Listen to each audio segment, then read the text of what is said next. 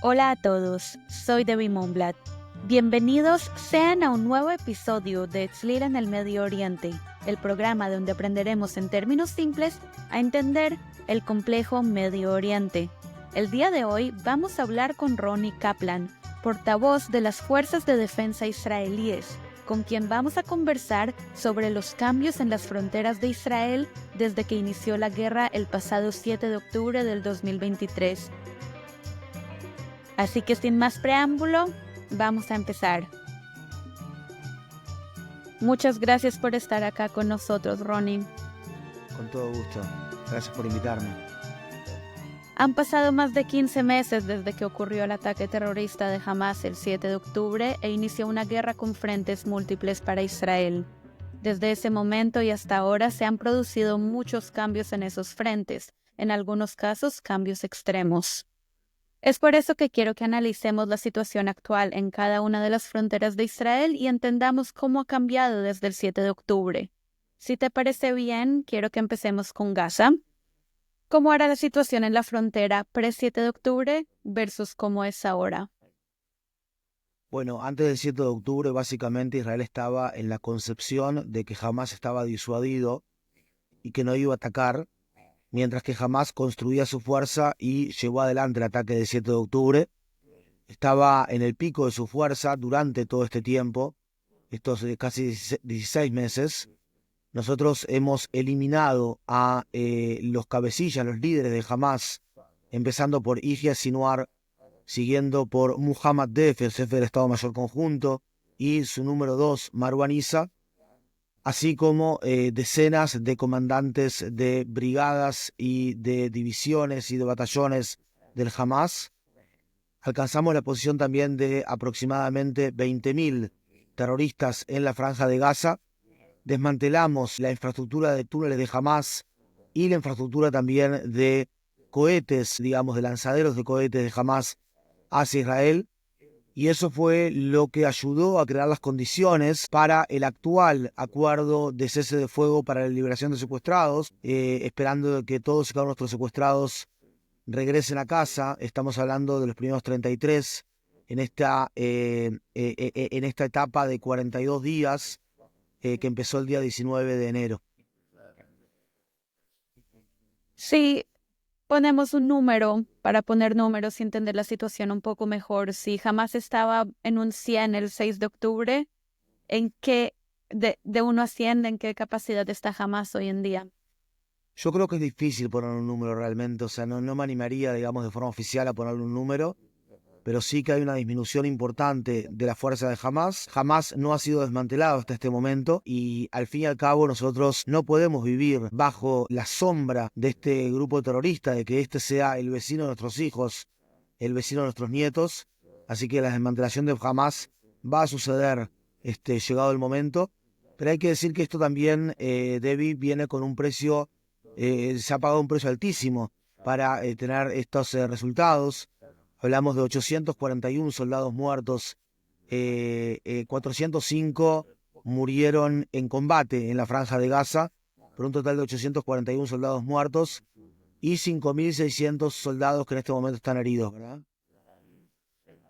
Pregunto yo ahora con el cese al fuego, militarmente, ¿cómo afecta a la habilidad de Israel de mitigar las actividades terroristas de Hamas? ¿Esto significa que Hamas se está reagrupando? Sí, no cabe duda que en este momento hay una reagrupación, hay un descanso por parte de las fuerzas de Hamas, y que en este momento estamos centrados en este cese de fuego para que regresen en primer momento, en las próximas 4 semanas, un total de 33 personas que son mujeres, son niños, son bebés, son hombres mayores de 50 años y hombres heridos y hombres enfermos. No cabe duda que jamás sigue está descansando en este momento. Nosotros también, y tarde o temprano, vamos a tener que desmantelar a Hamas.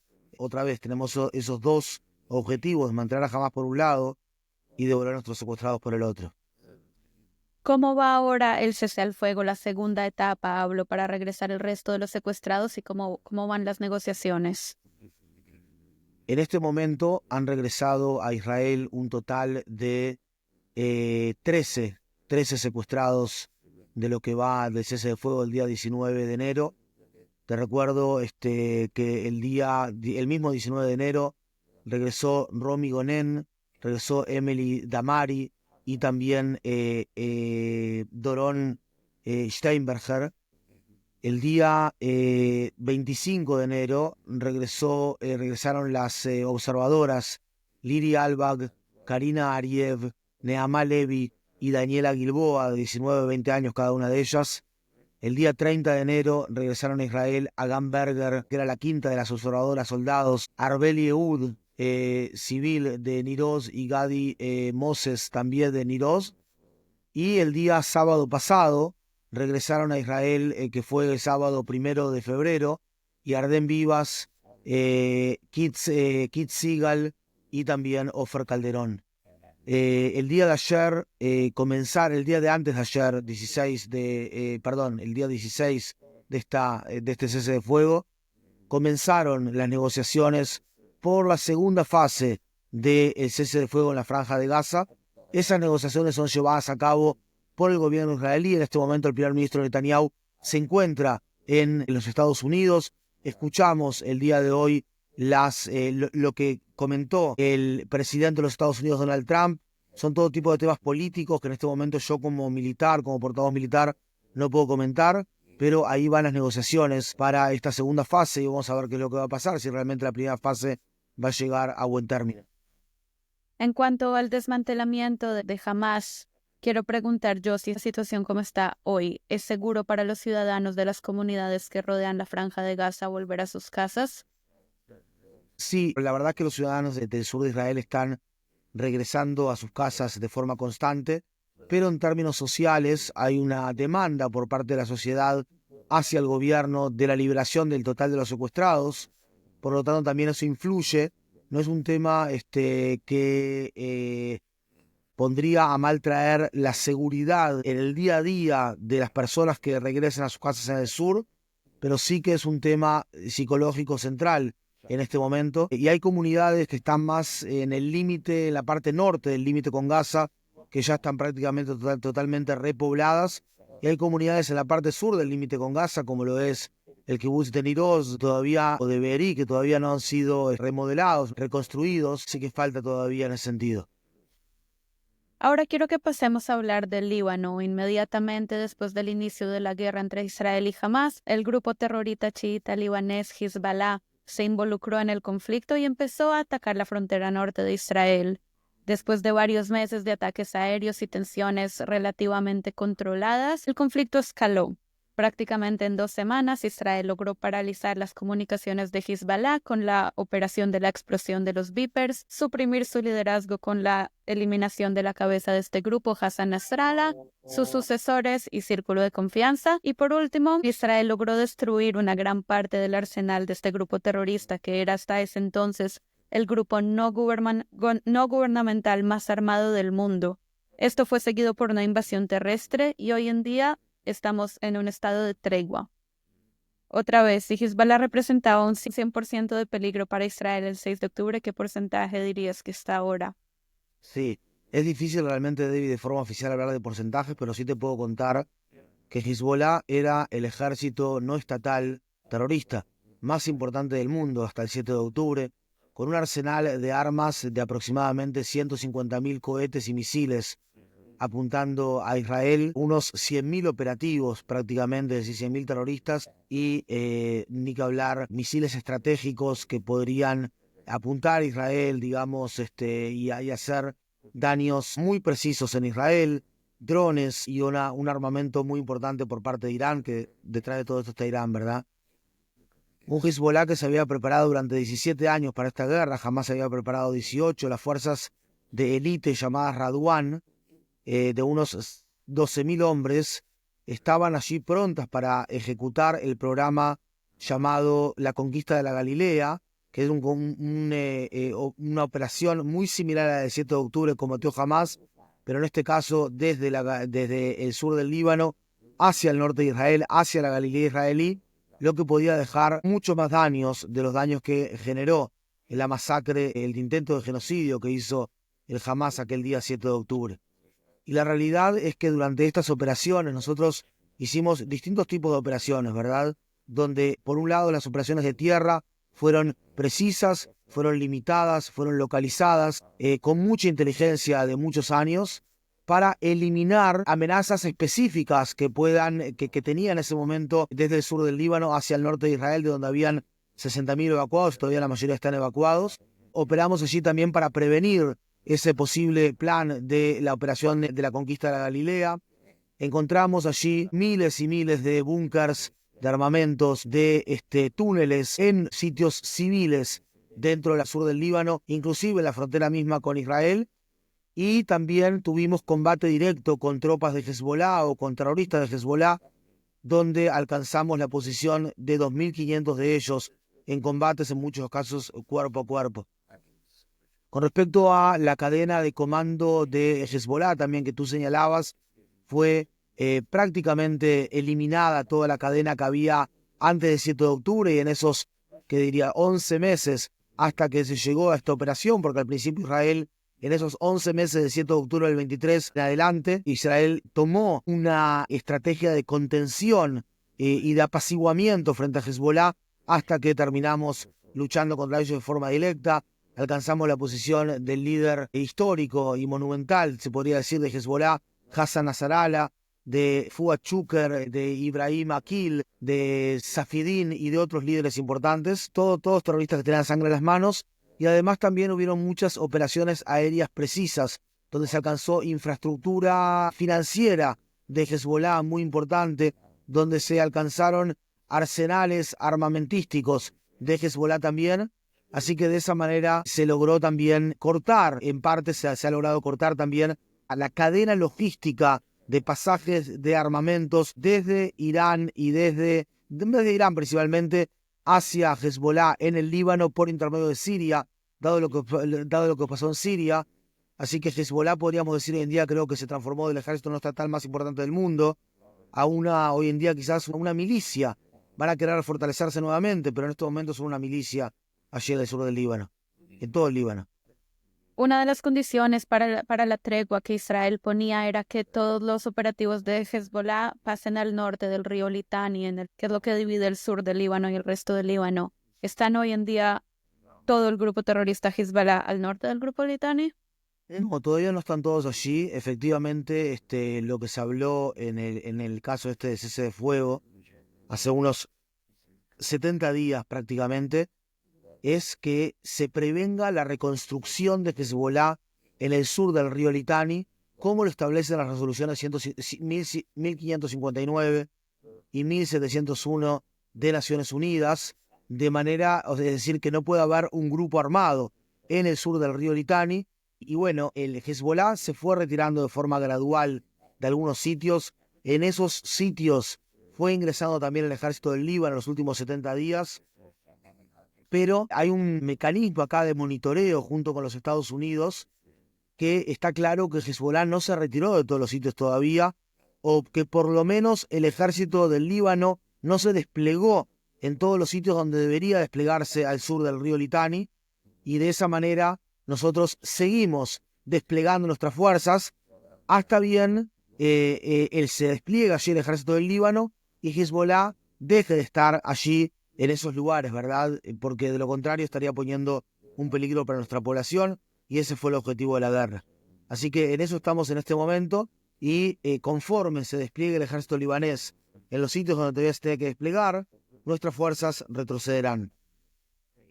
El ejército libanés se ha visto muchas veces como un grupo mucho más débil en términos de armas, organización, números que Hezbollah.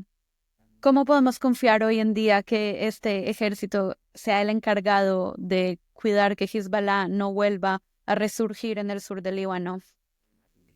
Bueno, primero que nada, que el nuevo presidente libanés, que es maronita, porque allí se rotan los presidentes según las comunidades culturales, según las etnias, había sido el jefe del ejército había sido desde el año 2017 el jefe del ejército, hasta prácticamente antes de que se transformó en presidente.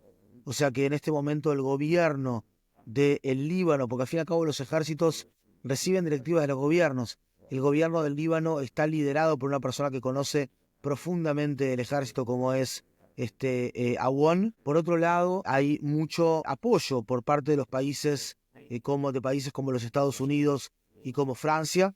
Y por un tercer lugar, como tú bien decís, yo serví como jefe de enlace con Naciones Unidas en el límite con Líbano hasta el año 2015 y recuerdo que habían zonas enteras en el sur del Líbano donde el ejército libanés no podía ingresar, cuando en realidad en un país soberano el ejército y las fuerzas de defensa y la policía son los que tienen que tener el Estado en general el monopolio del uso de la fuerza, pero no lo tenían porque el monopolio en algunas partes del sur del Líbano era del mismo Hezbollah. Entonces, el debilitamiento de Hezbollah por un lado y el fortalecimiento del ejército con armamento, con entrenamiento y con mucha, digamos, potestad del gobierno libanés, es lo que deberían terminar haciendo, determinando que el ejército libanés sea el principal poder en la zona, en todo el Líbano básicamente, y que tengan efectivamente el monopolio del uso de la fuerza. Ahora quiero que pasemos a hablar de Siria porque se relaciona también con Hezbollah. Como dijiste, la caída del gobierno de Assad representa un problema para la cadena de suministro de armas de Hezbollah, cadena que viene desde Irán claramente. Mi pregunta es, ¿qué tan positiva es la caída de Assad para Israel y cuáles son los desafíos que el nuevo gobierno encabezado por Ahmad el-Shara trae para la seguridad de Israel? Mirá, nosotros ante todo hemos enfatizado, y me es importante decirlo, que no interferimos dentro de los eventos internos que está sucediendo en Siria. No hemos interferido, no estamos interfiriendo, no vamos a interferir. Habiendo dicho eso, creo que en el caso de Hafez el-Assad, de Bashar el-Assad, la caída de él, quizás en este caso el dicho más vale malo conocido que bueno por conocer, no funciona o no tiene efecto este dicho porque Hafez el-Assad, porque Bashar el-Assad, estaba constantemente pasando armamentos hacia Hezbollah y desde que cayó el gobierno de Bashar, nosotros estamos desplegando nuestras fuerzas en el área de separación, distintos puntos necesarios para defender a las comunidades del norte de Israel, las comunidades que están en los altos del Golán. Estamos hablando de 20.000 ciudadanos israelíes allí, en su mayoría ciudadanos israelíes, tanto drusos como judíos israelíes, unos 20.000. Y esa zona de separación de fuerzas es una zona que había sido establecido con Siria según los acuerdos del año 1974, un año después de la guerra de Yom Kippur, guerra en la cual los sirios no logran reconquistar los altos del Golán de manos israelíes, y estamos, digamos, del lado sirio de la zona de separación de fuerzas, donde antes estaba las Naciones Unidas. Esa es la realidad, y vamos a ir ahí el tiempo que sea necesario, hasta que podamos, obviamente, estar 100% seguros de que nuestra población no tiene ningún tipo de problema a nivel de seguridad en esa zona.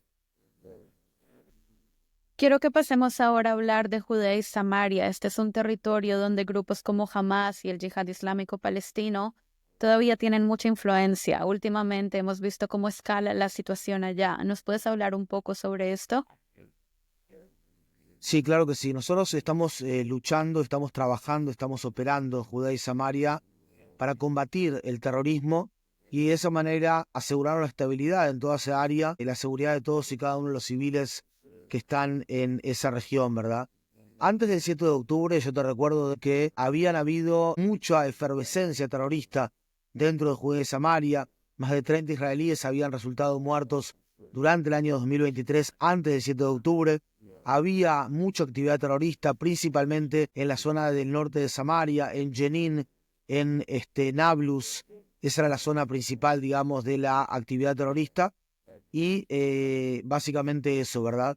Durante el último tiempo, es decir, hasta hace unos 3-4 semanas, desde el 7 de octubre hasta unas 3-4 semanas, hasta hace unas 3 semanas, nosotros habíamos arrestado a más de 6.000 personas sospechosas o personas buscadas, digamos, dentro de Judea y Samaria, de los cuales 2.350 de ellos pertenecían al Hamas, y también habíamos incautado enormes cantidades de armamentos, de todo tipo de misiles de asalto, de explosivos, de bombas Molotov, de cócteles Molotov, de municiones, armas largas y armas cortas y mucho más.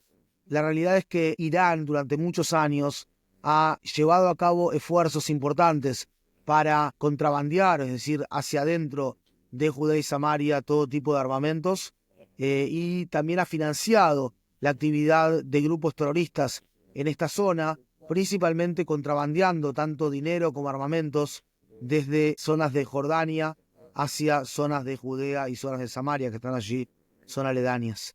Cualquiera que esté actuando de forma pacífica va a seguir adelante con su vida en la zona de Judea y Samaria, no hay ningún problema con población civil en esa zona, pero cualquiera que esté intentando en este momento de poner a mal traer la seguridad de la zona, obviamente que tiene un problema con nosotros y vamos a hacer uso de la ley y vamos a utilizar la fuerza si es necesario.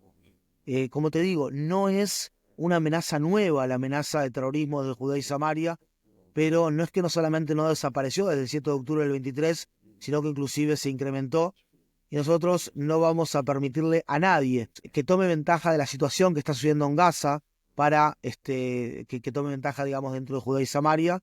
Esa es la realidad y en eso estamos luchando, más que nada en la zona de Tulkarem, más que nada en la zona de Jenin, con el objetivo de eliminar estas bombas de tiempo que habían, que estaban prontas para sacar atentados terroristas muy pronto aquí a Israel, ¿no? Egipto y Jordania son dos países con los que Israel tiene paz desde el 79 y el 94. Sin embargo, las fronteras con estos países siguen representando algunos desafíos para Israel. Como dijiste, hay contrabandos de armas desde Jordania hasta Judea y Samaria, y pienso también que en la frontera con Egipto hay ciertos contrabandos con los que Israel tiene que lidiar. ¿Cómo ha cambiado la situación en estas dos fronteras desde el inicio de la guerra? ¿Ha habido algún tipo de cambio? Como bien decís tú, son fronteras que son pacíficas, pero que son fronteras pacíficas porque en los procesos históricos en el pasado, ambos países comprendieron que no se puede eliminar a Israel, que hay que terminar haciendo la paz con Israel. Esa era un poco también la narrativa a la hora de hacer la paz, y tanto la paz con Egipto como la paz con Jordania, por más que pueda ser una paz, digamos, más a nivel de los gobiernos, son assets estratégicos para Israel y yo creo que también para ellos, y básicamente trabajamos de forma constante, coordinando con el ejército egipcio y con el ejército jordano para evitar este tipo de contrabandos. Existen, siguen habiendo, hay intentos de que hayan aún más, se incrementó un poco también la actividad allí, pero son fronteras pacíficas 100% y son las fronteras más largas de Israel. Por último, quiero hablar de dos frentes que no tienen frontera con Israel, pero que también han formado parte de esta guerra, Yemen e Irán. Si nos enfocamos primero en Yemen, ¿qué tan grande es la amenaza que los hutíes representan para Israel hoy en día? Yo creo que los hutíes son por sobre todas las cosas una amenaza para el mundo y para la libertad de navegación a nivel mundial. Es un país que está a 2000 kilómetros de nosotros, un país que no necesariamente hace al pie de la letra lo que dice Irán como si Hezbollah lo hacía, si bien obviamente son parte del eje y son una parte importante de ese eje. Hoy en día es muy barato el precio que están pagando cada tanto para mantenerse como parte de esta guerra, como parte de la lucha contra Israel acá en el Medio Oriente. Semanas atrás, ya prácticamente hace 2 semanas que no caen misiles balísticos, que no son lanzados misiles balísticos desde Yemen hacia Israel, pero ¿qué precio pagan? Es despertarse en la noche, tocar un botón a 2000 kilómetros, como quien dice, lanzar un misil balístico a 2000 kilómetros, que en la mayoría de casos el Comando Centroamericano o nuestro sistema de defensa aérea israelí lo interceptaba, y básicamente nos tenían a todos en vilo, ¿no? Porque en vela, porque la gente iba y nos iba a dormir. Pero yo no creo que los judíos sean un problema solamente de Israel, y tampoco creo que son una amenaza existencial a Israel estando a 2000 kilómetros. Esa es mi humilde opinión. Con respecto a Irán, bueno, Irán es al fin y al cabo la cabeza de este pulpo con todos estos tentáculos. Todo lo que ha volado a Israel desde 7 frentes distintos en estos últimos 16 meses, hablando de drones, de cohetes, de misiles y lo que uno quiera, tiene la misma casa matriz y son las líneas de producción de armamentos en Teherán.